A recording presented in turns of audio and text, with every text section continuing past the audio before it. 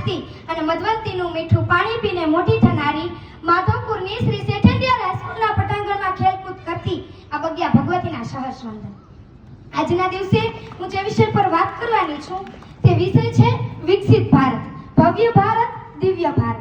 ઉત્તરમ યત સમુદ્રસ્ય હિમાદ્રસ્ય એવ દક્ષિણમ વર્ષમ તદ ભારત નામ ભારતીયત્ર સંતતિ. અર્થાત હિમાલયની દક્ષિણે અને વિશાળ સમુદ્રની ઉત્તરે જે ભૂમિ છે તેનું નામ મહાપ્રતાપી સમ્રાટ ભરતના નામ પરથી પડ્યું છે અને તેની જ સંતાન કે જેને ભારતીય તરીકે ઓળખવામાં આવે છે. ભારત એટલે પરંપરાઓનું ભારત, સંસ્કૃત અને સંસ્કૃતિની જન્મભૂમિકા. ભારત એટલે સૌને સાથે રાખીને વિકસતી સનાતની વેલ, વિવિધ ભાષાની રંગોળી, જુદી જુદી જીવનશૈલીને એક મોતીમાં પરોવતી અલભ્ય માળા. ભારત એટલે સાત્વિક સદગુણનો ડંક વગરનો મતપૂરો. ભારત એટલે કાશ્મીરથી કન્યાકુમારીનો નકશો. બસ આટલું જ ના ભાઈ, પરંતુ કાશ્મીરના દુઃખદ સમાચાર વાંચીને કન્યાકુમારીના લોકો હૃદયમાં આંચકો અનુભવે એ સંવેદનાનું સાતત્ય એટલે ભારત. દેશભક્તોના બલિદાનથી સ્વતંત્ર થયા છે અમે.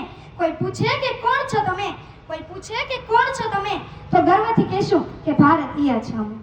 ભારતીયતા એ ખાલી કોઈ નેશનાલિટી નથી. ભારતીયતા એક ભરી પૂરી શાશ્વત વિચારધારા છે.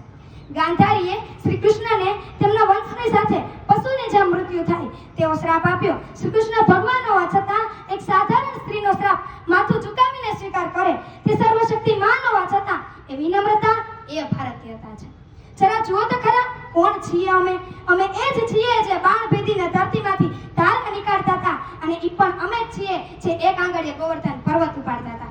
અમે એ